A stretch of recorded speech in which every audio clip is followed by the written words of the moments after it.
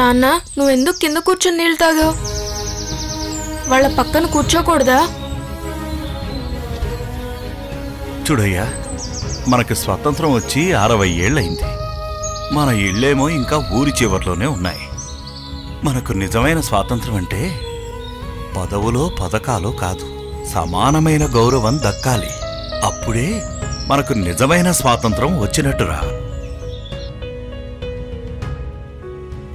చదువుకున్న పిల్లగంతా పని చేపిస్తున్నాందమ్మా. ఏం చేయమంటారు సార్, ఉద్యోగాల్లో ఏమి లేవు. ఈ చదువులు గిదువులు మాతోని కావు సార్. నువ్వు ఇప్పిస్తారంటే చెప్పు, చదివిస్తావు. ఏటికి కొత్త సీఎం వచ్చారు సార్.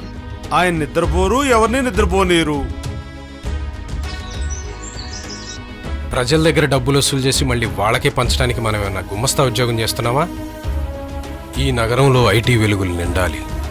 ఆ వెలుగులు పల్లెల్లో ఉన్న పూరి గుడిసెలను తాకాలి. రేపటి తరానికి రెక్కలు తొడగాలి. వారు ప్రపంచాన్ని చూడాలి. ప్రపంచ గమనంలో మన తెలుగువారిని ముందు వరుసలో నిలబెట్టాలి.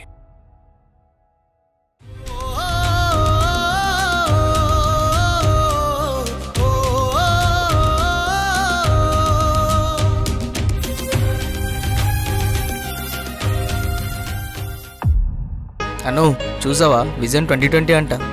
ఈ బాబేంట్రా ఇప్పుడే ఏదో చేయమంటే 20 ఏళ్ల తర్వాత చేస్తానంటాడు.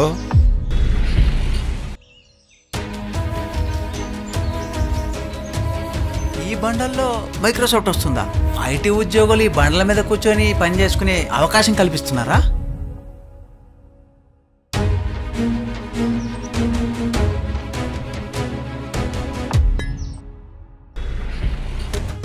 ఇరవై 24 గంటల తీవ్ర ఉత్కంఠకు తెర.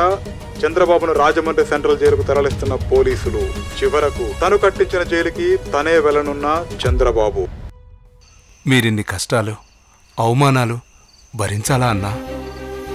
ఒక్కసారి బయటికెళ్ళి చూస్తే మనం చేసిన పనుల వల్ల బాగుపడ్డ లక్షల కుటుంబాలు కనిపిస్తాయి. నన్ను నమ్ముకున్న వాళ్ల కోసం ఇలాంటివి ఎన్నైనా భరిస్తా. అనుకున్నది సాధిస్తా. అమరావతి నిర్మిస్తా. భవిష్యత్ తరాలకి మరో మహావృక్షాన్ని బహుమతిగా ఇస్తా. సాగే విజనరీ ఇది తెలుగోడి డిక్షనరీ. సాగే విజనరీ ఇది తెలుగోడి విక్టరీ.